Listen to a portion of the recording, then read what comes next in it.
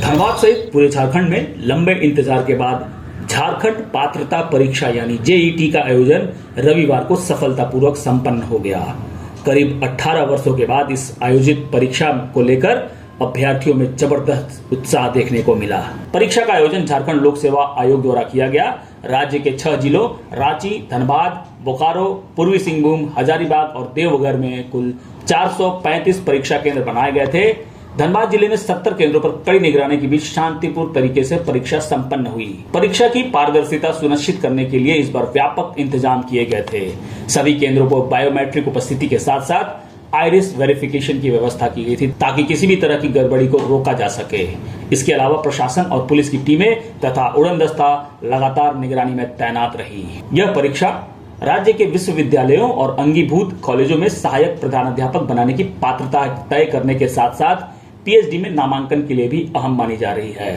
परीक्षा देकर बाहर निकले अभ्यर्थियों ने प्रश्न पत्र को संतुलित और अकादमिक स्तर के अनुरूप बताया। साथ ही कहा कि ज्यादातर सवाल रिसर्च बेस्ड थे जो विश्वविद्यालय स्तर की पढ़ाई से जुड़े थे। छात्रों का कहना है कि लंबे समय बाद हुई इस परीक्षा से उच्च शिक्षा क्षेत्र में नई उम्मीद जगी है। अब सभी अभ्यर्थियों को इसका परिणाम का इंतजार है जो उनके भविष्य की दिशा तय करेगा। डॉक्टर अंजर हुसैन। किस तरह से प्रश्न वगैरह रहा? पेपर तो बहुत अच्छा था, स्टैंडर्ड पेपर था जो एक स्टैंडर्ड बनता है। बहुत आसान भी नहीं था और बहुत मुश्किल भी नहीं था। बाकी जैसे हम लोगों का है कि बहुत पहले नेट जेआरएफ हम लोगों का हुआ है 2010-11 में, उसके बाद से 10-15 साल हो गए, फिर भी उतना मुश्किल नहीं था, ठीक था, नॉर्मल।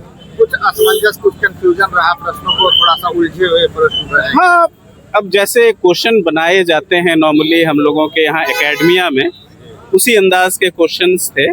जैसे कुछ क्वेश्चंस के उदाहरण दीजिए कि हाँ थोड़ा ये हो सवाल। नहीं, जैसे हम लोगों को लगा था कि झारखंड बेस कुछ क्वेश्चन होंगे, लेकिन उस तरह का कुछ नहीं था।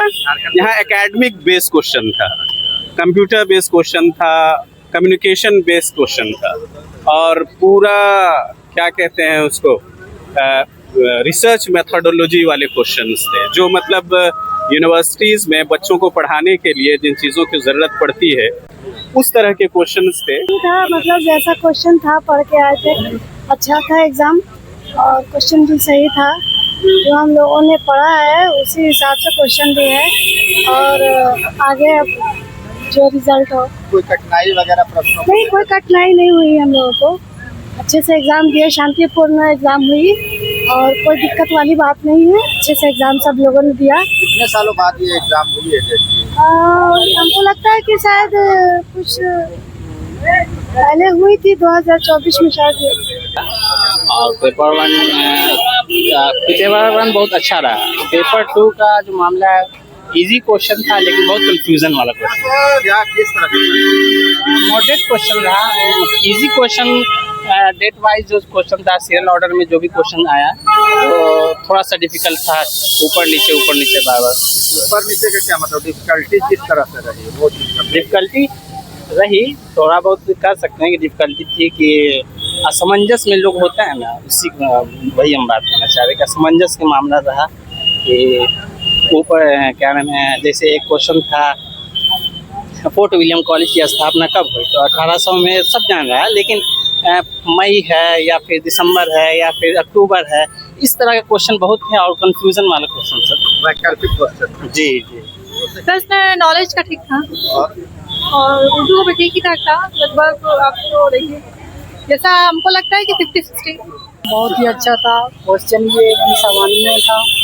हाँ, एनटीए के तर्ज पे क्वेश्चन पूछा गया था। उन लोगों ने जो लोग पढ़ के आए वो तो अपना जवाब सही लिख के आए होंगे और उम्मीद है कि अच्छा ही पेपर होगा।